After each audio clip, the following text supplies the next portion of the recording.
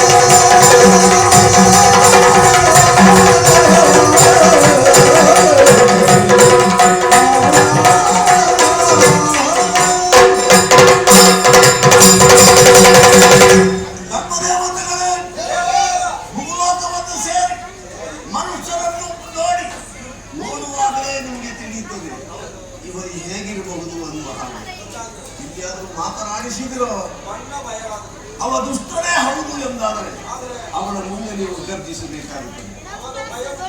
ದೇವರ ಭಯವೇ ಜ್ಞಾನದ ಆರಂಭ. ಆ ಮೂಲಕವಾಗಿ ಅವನು ಸಮಾಜ ಪರಿವರ್ತನೆಯ ದಾರಿಯನ್ನು ಹಿಡಿಯಲಿ. ಸಜ್ಜನರು ಸಿಕ್ಕಿದರೆ ಹಾಗಲ್ಲ, ಇತರರನ್ನೂ ಸಜ್ಜನರಾಗಿಸುವಲ್ಲಿ ಅವನ ಸಾಮರ್ಥ್ಯವನ್ನು ತಿಳಿಯಬೇಕಾದುದರಿಂದ ಅವನು ಮತ್ತೆ ಮತ್ತೆ ಪರೀಕ್ಷೆಗೆ ಒಳಪಡಿಸಬೇಕಾಗಿದೆ. ಒಂದು ಉದಾಹರಣೆ ಕೊಡ್ತೇನೆ. ಗಂಧಾರನಿಗೆ ಸುಗಂಧವಾದಂತಹ ವಸ್ತು ಗೊತ್ತಿರುತ್ತದೆ. ಪರಿಮಳವನ್ನು ಆಸ್ವಾದಿಸಬೇಕು ಎಂದಾದರೆ ಕಣ್ಣಲ್ಲಿ ಚೆನ್ನಾಗಿ ತೆಗೆಯಬೇಕು. ಉತ್ತಮವಾದ ಲೋಹ ಚಿನ್ನ ಅಂತ ನಮಗೆ ಗೊತ್ತಿರ್ತದೆ.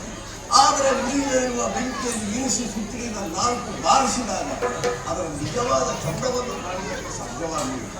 ಅದೇ ರೀತಿಯಲ್ಲಿ ಕಪ್ಪಿನಿಂದ ಹಾಲು ಪಡೆಯಬೇಕು ಎಂದಾದರೆ ಸತ್ಯವನ್ನು ಪರೀಕ್ಷೆಗೆ ಒಳಪಡಿಸಿ ಅವನ ಗುಣಧರ್ಮ ಏನು ಎಂಬುದಕ್ಕೆ ವ್ಯಕ್ತವಾಗುತ್ತದೆ. ನಮಗೆ ಆಗುವ ಹೌದು ಎಂದಾದರೆ ಅವರ ಮೂಲಕವಾಗಿಯೂ ಸತ್ಯ ಧರ್ಮವನ್ನು ಬೆಳಗಿಸುವುದಕ್ಕೆ ಸಾಧ್ಯವಾಗುವ ನಿಟ್ಟಿನಲ್ಲಿ ಮೂಲಕದ ಕಡೆಗೆ ಹೋಗುವುದು ನಿಮ್ಮ ಅಭಿಪ್ರಾಯವನ್ನು ಹೇಳ್ತೀರಾ?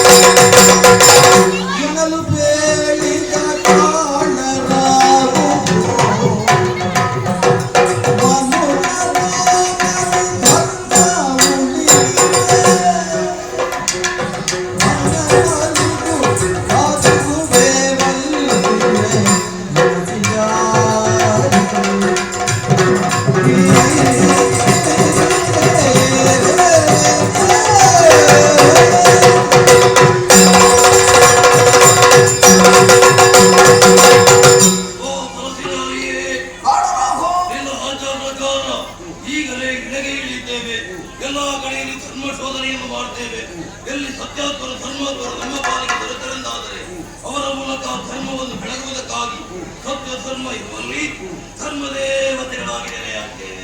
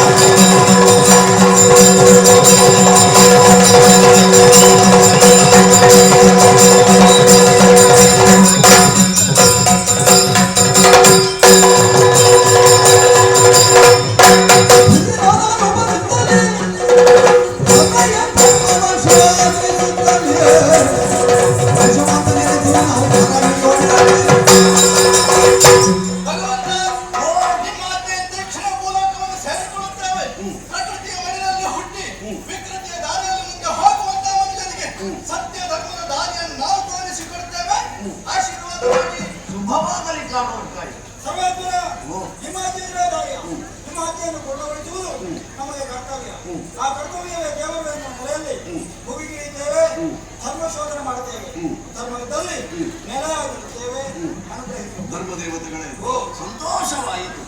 ಆದರೆ ಎಚ್ಚರಿಕೆಯ ಮಾತನ್ನು ಹೇಳ್ತೇನೆ. ಭೂಲೋಕವನ್ನು ಸೇರಿ ಮನುಷ್ಯರನ್ನು ಪರೀಕ್ಷಿಸುವ ಕಾಲ ಅಲ್ಲಿ ಶಿಕ್ಷೆ ಅನ್ನೋದು ಅನಿವಾರ್ಯವಾಗಿರ್ತದೆ. ಆದರೆ ಚಿತ್ರಹಿಂಸೆ ಅಲ್ಲ, ಅದು ಶಿಕ್ಷಣಕ್ಕೆ ನಾಂದಿಯಾಗಲಿ. ಈ ಪ್ರಜ್ಞೆಯೊಂದಿಗೆ ಭಕ್ತಿ ಹೋಗುತ್ತಿರುವಂತಹ ಸತ್ಯ ಧರ್ಮ ಅನ್ನುವ ತೊರೆ ಸಮೃದ್ಧವಾಗಿ ಹರಿಯಲಿ.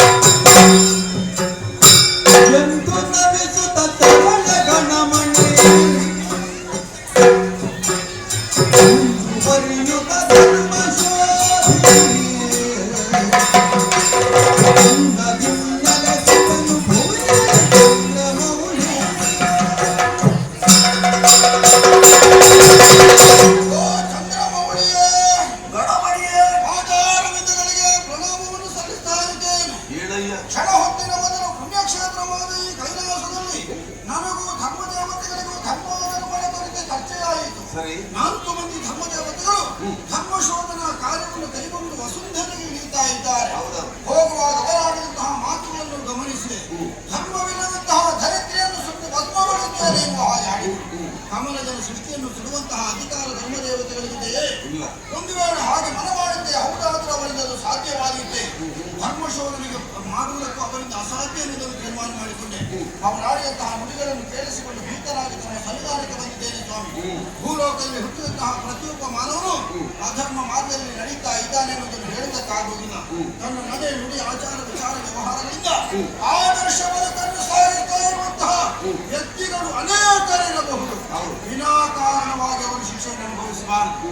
ಹೋದಂತಹ ಧರ್ಮದೇವತೆಗಳಿಂದ ಯಾವುದೇ ಒಂದು ರೀತಿಯ ಅನಾಹುತಗಳಾಗಬಾರದು. ಹಾಗಾಯಿತು ಅಂತಾದ್ರೆ ಈ ಕ್ಷೇತ್ರಕ್ಕೆ ಕೆಟ್ಟ ಹೆಸರು ಬರ್ತದೆ ಸ್ವಾಮಿ. ಅವರಿಗಿಂತಲೂ ಹೆಚ್ಚಿನ ಹೊಣೆಗಾರಿಕೆಯಲ್ಲಿ ಧರ್ಮ ಶೋಧನೆಗೆ ನಾನು ಹೊರಟು ನಿಂತಿದ್ದೇನೆ. ಕಳುಹಿಸಿಕೊಡ್ತೀರಾ ಗಣಮಣಿ ದೇವ? ಮಂಜುನಾಥ ಸ್ವಾಮಿಯ ಪ್ರಧಾನ ಸೇವಕ ನಿನಗೆ ಈ ಕೈಲಾಸದಲ್ಲಿ ಪ್ರತ್ಯೇಕವಾದಂತಹ ಸ್ಥಾನ ಉಂಟು. ನೀನು ಹೋಗುತ್ತೀಯ, ಹೊಣೆ ಹೊತ್ತುಕೊಂಡೇ ಭೂಲೋಕವನ್ನು ಸೇರ್ತೀಯ. ನಿಜ. ಉತ್ಸಾಹಕ್ಕೆ ಭಂಗವನ್ನು ಉಂಟು ಮಾಡುವುದಿಲ್ಲ. ಮನುಷ್ಯರನ್ನು ಪರೀಕ್ಷೆ ಮಾಡಿ. ಆದ್ರೆ ಯಾರಿಗೆ ದೇವರ ಮೇಲೆ ಭಕ್ತಿ, ಗುರು ಹಿರಿಯರ ಸೇವೆಯಲ್ಲಿ ಆಸಕ್ತಿ, ಧರ್ಮದಲ್ಲಿ ನಿಷ್ಠೆ, ಸತ್ಯದಲ್ಲಿ ನಂಬಿಕೆ ಬೇಡಿ ಬಂದವರಿಗೆ ಇಲ್ಲ ಅನ್ನದೇ ಪ್ರಪಂಚ ಮುಖಕ್ಕೆ ಆದರ್ಶರಾಗಿ ನಿಂತಹ ಸಲ್ಲಕ್ಷಣವಂತರನ್ನೇ ಪರೀಕ್ಷೆಗೆ ಹೋಗಿ ನಿನ್ನ ಪರೀಕ್ಷೆಯಲ್ಲಿ ಅವ ತೇರ್ಗಡೆ ಹೋಗುತ್ತಾನೆ ಎಂದಾದರೆ ಸತ್ಯ ಧರ್ಮವನ್ನು ಬೆಳಗಿಸುವ ಧರ್ಮಾಧಿಕಾರಿಯನ್ನಾಗಿ ನಿಯೋಜಿಸುವುದಕ್ಕೂ ಸಾಧ್ಯವಾಗುತ್ತದೆ. ಆದ್ದರಿಂದ ಶುಭವಾಗಲಿ. ಯಾವಾಗ ಕಳುಹಿಸಿಕೊಡ್ತೀರಿ ಅಂತ ಕಾಯ್ತಾ ಇದ್ದೇನೆ. ಈ ದಿವ್ಯಾಕಾರವನ್ನು ಕಾಣುವಂತಹ ಚೈತನ್ಯ ವರ್ತಮಾನ ಕಾಲದ ಮನುಷ್ಯರಿಗೆ ಉಂಟೇನು? ಅಲ್ಲಿಗೆ ಹೋಗುವಾಗ ಇದೆಲ್ಲ ಅಗತ್ಯವಿಲ್ವೇ? ಮಾರುವೇಷದಿಂದ ಹೋಗು. ಮುಂದೊಂದು ದಿವಸ ಧರ್ಮ ದೇವತೆಗಳೇ ನಿನ್ನನ್ನು ಸಂಧಿಸಿದರು, ಅವರಿಗೆ ನಿನ್ನ ಪರಿಚಯ ಸಿಕ್ಕೂಡದು. ಅಪರೂಪಕ್ಕೊಮ್ಮೆ ಆದರೂ ನಿಜ ರೂಪದಿಂದ ಕಾಣಿಸಿಕೊಳ್ಳಬಹುದೇ? ಆ ಸ್ವಾತಂತ್ರ್ಯ ನಿನಗೇ ಇಟ್ಟಿದ್ದೇನೆ. ಗಣಬಣಿ ನಿನ್ನನ್ನು ಪ್ರಶ್ನಿಸಬೇಕು ಅಂತ ಆಲೋಚನೆ ಮಾಡಿಕೊಂಡಿದ್ದೆ. ಈಗ ಪ್ರಶ್ನೆ? ಹೌದೌದು. ಅವರೆಲ್ಲ ಇಳಿದು ಹೋದ್ರಲ್ಲ, ಈಗ ನೀನೊಬ್ಬ ಉಳಿದಿದ್ಯಲ್ಲ, ನಿನ್ನಲ್ಲಿ ಒಂದು ಹಾಗೆ ಉಂಟು. ಅವರ ಸಮ್ಮುಖದಲ್ಲಿ ಕೇಳಲಿಲ್ಲ, ಈಗ ಅದು ಕೇಳಬಾರದು, ಕೇಳಕೂಡದು. ಯಾಕೆ? ಕೈಲಾಸದ ಹತ್ತಿಗೆಯನ್ನು ಎತ್ತಿ ಹಿಡಿಯುವ ನೀನೇ ಅವರಿಗಿಂತ ಹೆಚ್ಚಾಗಿ ಆರ್ಭಟಗಳು ಕೋಪಗಳು ಯಾಕೆ ನಿನ್ನಲ್ಲಿತ್ತು? ಇಷ್ಟರವರೆಗೆ ಆರ್ಭಟಿಸಿದವ ನಾನಲ್ಲ. ಹಿಂದಿನದನ್ನು ಯಾಕೆ ಹೀಗಾಯಿತು? ಬಹುಶಃ ನಿಮ್ಮ ಪ್ರೇರಣೆ ಇರಬೇಕು ಸ್ವಾಮಿ. ಹೌದು, ಕಾರಣ ಧರ್ಮವನ್ನು ರಕ್ಷಿಸುವಲ್ಲಿ ಮುಂದಾಗಬೇಕಾದ್ದು ಯಾರು? ಧರ್ಮದೇವತೆಗಳು. ಅವರಿಗೆ ಔದಾಸೀನ್ಯ ಉಂಟು ಅನ್ನೋ ಅರ್ಥ ಏನು? ಏನು? ಭೂಲೋಕದ ಅಧರ್ಮದ ಪ್ರಕರತೆ. ನೀನಾಗ ಮಾತು ಹೇಳಿದ್ದು ಸತ್ಯವು. ಆವಾಗ ನನ್ನನ್ನು ಆಕ್ಷೇಪಿಸಿದ್ದೀನಿ. ನಾನು ಪರಿಸ್ಥಿತಿಯನ್ನು ಕಂಡು ಹೇಳಿದ್ದು ಅದನ್ನು ನಾಟಕ ಮಾಡಿದ್ದು ನಾನು ನಿಮ್ಮಲ್ಲಿ ಅಷ್ಟೇ. ಆದರೆ ಯಥಾರ್ಥವಾಗಿ ನಿನ್ನನ್ನು ಯಾವಾಗ ನಾನು ಮಾಧ್ಯಮವನ್ನಾಗಿ ಬಳಸಿಕೊಂಡನು ಅವರು ಜಾಗೃತರಾಗುವುದಕ್ಕೂ ಒಂದು ಕಾರಣವಾಯಿತು. ಹೇಗೆ ಮಾತಿನ ಬಾಣಗಳನ್ನು ಎಸೆದರು? ಆದ್ರಿಂದ ಭೂಲೋಕದ ಕಡೆಗೆ ಇಳಿದು ಹೋದ್ರಲ್ಲ. ಅಂತೂ ನನ್ನ ಆಶಯವನ್ನು ಈಡೇರಿಸುವಲ್ಲಿ ನೀವೆಲ್ಲ ನಿಮ್ಮ ಶ್ರಮ